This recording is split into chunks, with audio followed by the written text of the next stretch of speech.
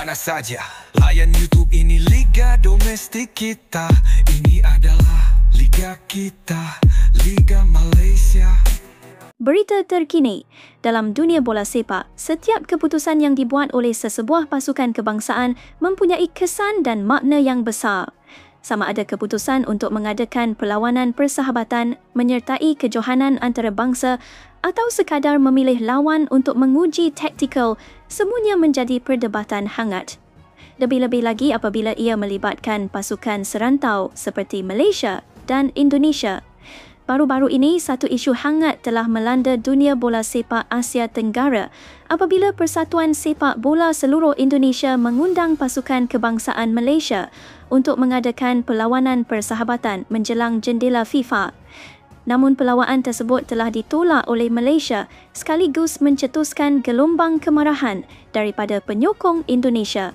Sebagaimana dijangka, penolakan ini tidak diterima dengan hati terbuka. Malah penyokong Indonesia membanjiri ruangan komen di media sosial pasukan Malaysia seperti Harimau Malaya dengan pelbagai kecaman. Mereka menganggap Malaysia sebagai pengecut dan takut tewas untuk bertemu pasukan mereka. Namun di sebalik segala kata-kata cacian tersebut, ramai yang tidak menyedari bahawa penolakan itu bukanlah kerana rasa takut, tetapi kerana strategi besar yang dirancang Tunku Ismail untuk masa depan skuad Harimau Malaya.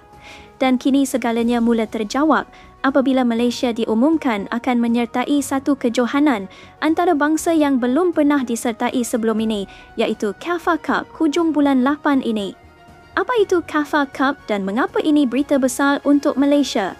CAFA ialah singkatan kepada Central Asian Football Association, iaitu sebuah konfederasi serantau di bawah AFC yang terdiri daripada negara-negara Asia Tengah seperti Iran, Uzbekistan, Turkmenistan, Tajikistan, Kyrgyzstan dan Afghanistan.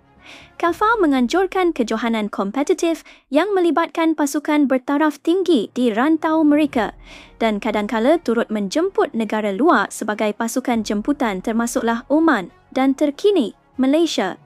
Penyertaan Malaysia ke CAFA bukan sekadar main suka-suka.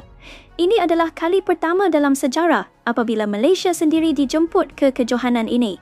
Peluang besar untuk bertemu pasukan berpengalaman seperti Iran dan Uzbekistan. Inilah bukti kepercayaan CAFA terhadap perkembangan skuad Harimau Malaya di bawah naungan Tunku Ismail.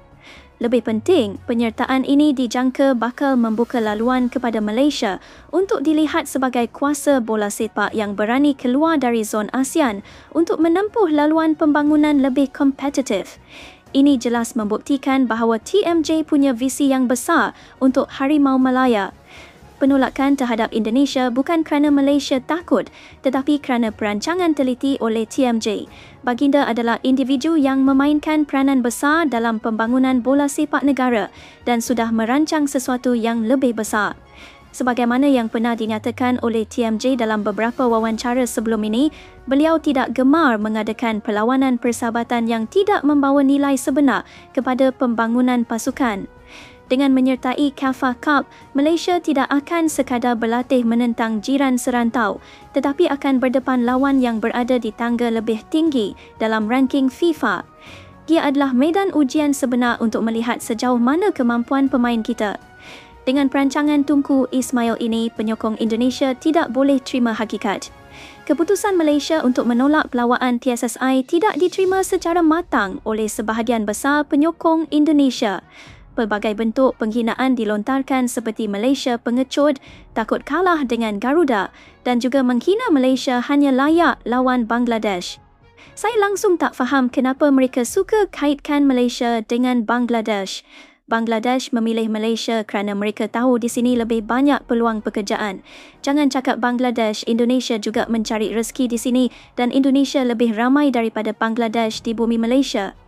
Jika mahu bercakap mengenai bola sepak, Malaysia telah mengalahkan Bangladesh 4-1, sementara Indonesia hanya mampu imbang saat menentang Bangladesh dalam pertemuan terakhir. Mungkin mereka lupa, jadi saya ingatkan kembali. Tetapi jika dilihat secara objektif, tindakan Malaysia menolak perlawanan persahabatan dengan Indonesia bukan satu penghinaan atau kita memandang rendah Indonesia. Ia adalah pilihan strategik dari Tunku Ismail. Malaysia memilih lawan yang boleh menguji kekuatan sebenar. Dengan menyertai CAFA Cup, Malaysia akan berdepan tekanan fizikal dan taktikal yang lebih mencabar kerana gaya permainan daripada Asia Tenggara sudah pasti berbeza. Ini juga pendedahan yang bagus kepada pengadil dan persekitaran di luar zon ASEAN. Ini adalah satu langkah yang bijak dari Tunku Ismail.